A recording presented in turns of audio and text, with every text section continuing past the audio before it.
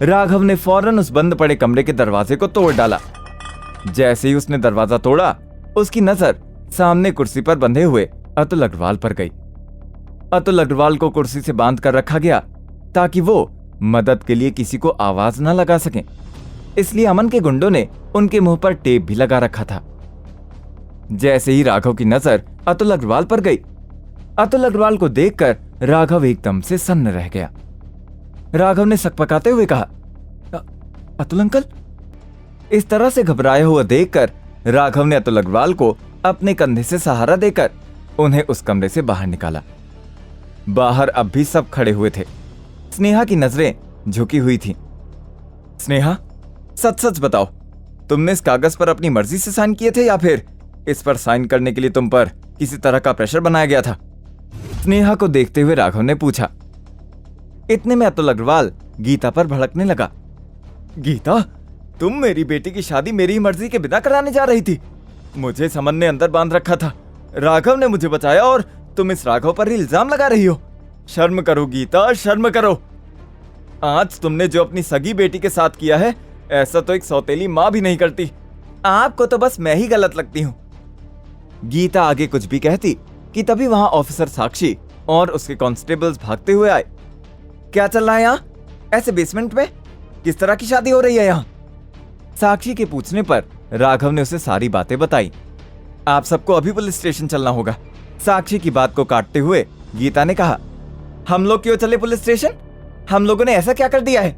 और किसी को लेकर ही जाना है तो इस राघव को लेकर जाइए। इसे हमारे फैमिली मैटर में पड़ने का कोई हक नहीं है। साक्षी ने आंखें तरेरते हुए कहा, पर आप इसकी वाइफ की दूसरी शादी करा रही थी, है ना? तो क्या ये लीगल है? राघव के साथ डिवोर्स के पेपर्स पर स्नेहा ने साइन कर दिया है, आप खुद ही देखिए। गुस्से में वो बोली, मैम, ये कागज मुझ पर दबाव बनाकर साइन कराए गए थे। स्नेहा को अपने खिलाफ बोलता देख गीता ने उसका हाथ पकड़कर चुप करने का इशारा किया। जिसको जो बोलना है थाने चलकर बोलिए। ऑफिसर साक्षी की कड़क तेवर देखकर सब लोग चुपचाप पुलिस की वैन में बैठकर निकल गए।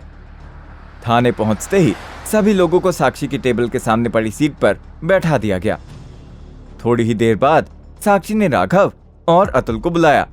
आप लोगों को अगर लगता है कि ये सब अमन ने किया है तो आप लोग उसके खिलाफ एफआईआर भी दर्ज करवा सकते हैं। काफी सोच विचार करने के बाद अतुल अग्रवाल ने अमन पर एफआईआर कराने का अपना फैसला बदल लिया था। दूसरी तरफ राघव के घर पर उसके पिता सुरेश नीचे गिरकर तड़प रहे थे, क्योंकि सुनहरी सुइयां जो राघव ने उन्हें ठीक करने के लिए लगाई थी वो निकल गई थीं। उनकी आंखें ऊपर की ओर जा रही थीं। वो मदद के लिए आवाज देना तो चाह रहे थे, लेकिन उनके मुंह से आवाज निकल नहीं पा रही थी।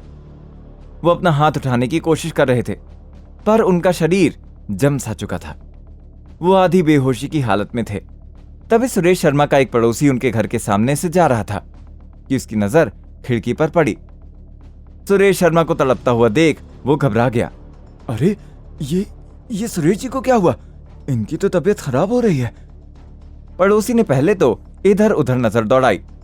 जब उसे कुछ समझ में नहीं आया तो फौरन सुरेश शर्मा के घर के दरवाजे की तरफ भागा, लेकिन दरवाजा बाहर से बंद था और ताला लगा था। पड़ोसी ने तुरंत ताला तोड़ने के लिए पत्थर उठाया और पत्थर मारकर उसने ताला तोड़ दिया। उसे ताला तोड़ता देख बाकी पड़ोसी भी आ गए और सब राघव के घर के सामने इकट्ठा हो गए। ताला तोड़ने वाले आदमी ने सुरेश को बाहर निकाला। उनकी इस हालत को देखकर आसपास मौजूद लोग घबराते हुए कहने लगे, अरे ये सुरेश जी को क्या हुआ? और इनका बेटा राघव कहीं दिख नहीं रहा है। वो इन्हें इस हाल में छोड़कर कैसे जा सकता है? लोगों की नजर इस वक्त राघव को ही ढूंढ रही थी, लेकिन राघव के पास ना होने पर लोगों को मौका मिल गया उसके खिलाफ जहर उगलने का। सभी लोग राघव को बुरा भला कहने लग गए। सब लोग थाने के बाहर आकर जाने की तैयारी कर रहे थे।